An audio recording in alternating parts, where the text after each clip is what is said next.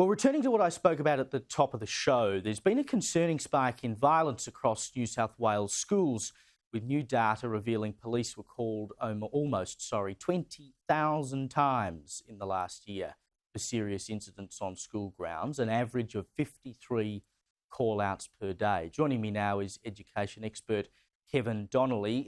Kevin, teachers and youth mental health advocates have pointed the finger at increased anxiety and social deterioration among students, particularly since the COVID pandemic. You've done a lot of research in this area. Would you agree with their assessment? Well, that's only partly the reason, Caleb. And it's a complicated issue, as any parent or teacher would know, but it gets back initially to parenting. I mean, for far too long now, parents have often indulged their children. Children go to school not respecting authority, not being disciplined in the home. So it really does begin with parents.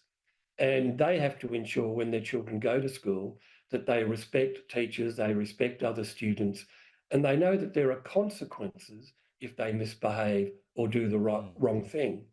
Equally, teachers and classrooms need to be more disciplined.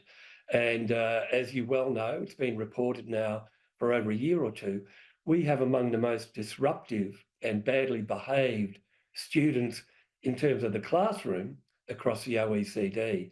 So teachers need to do more. They need to be more authority figures. We need to get rid of all those progressive ideas like open classrooms, which they're doing in New South Wales. And we need to get back to a more structured, disciplined classroom. Yeah, well, the system, as I was saying before, as it is now, doesn't work. And you've got New South Wales, the state government is preparing to roll out their new student behaviour policy, which will have no limit on how many times a school student can be suspended. But then you go down to South Australia, where I'm sitting tonight, their education department and state government's going in the other direction. They're bringing in new rules to try and reduce the number of students being kicked out of the classroom because they had record levels of suspensions and expulsions a year ago, 5,000 of them. And so they're like, OK, we've got to do something about it. Forget about actually doing anything to help those kids or sort out the classroom. We'll just go, OK, well, if we make it harder to suspend them, we can basically diddle the numbers. Well, it won't work, and we all know that. And I mean, I'll make the point that we need to give schools greater autonomy and greater flexibility. I mean, in Australia, across all the different states and territories, there's too much government regulation, too much red tape. We need to give schools greater flexibility. And I mean, it can be done. In London, we have the Michaelia School. In Sydney, there's a very good school, Marsden Road Public School, headed up by Manisha Gazula. They're schools where it's an environment where teachers are authority figures, students know there are consequences, they have to line up before the class, they have to be wearing the proper uniform, they have to sit quietly, they only talk to the teacher when they're asked a question or working in groups. So it is possible to turn this around, but unfortunately, as you mentioned in the intro, all the effort, all the attention at the moment is going to woke causes, climate change, whether it's Palestine, Gaza. We're spending too much time on this progressive wokeism rather than getting back to the basics and ensuring that what happens in the classroom is based on what is the most effective pedagogy, where teachers are not indoctrinating students, but are actually subject experts.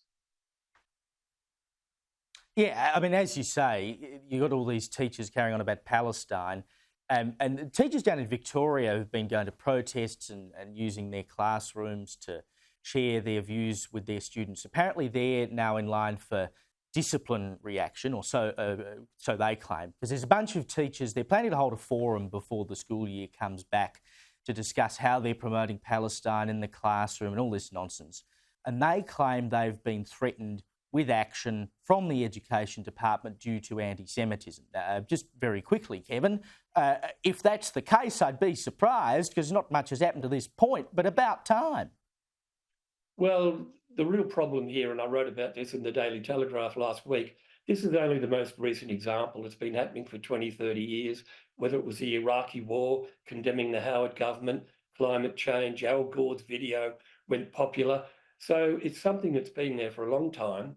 And hopefully one day, as many parents are beginning to, we'll wake up to the fact that schools are not what they should be, and we need to get them back to an academic focus where teachers are subject experts and they're actually teaching rather than indoctrinating.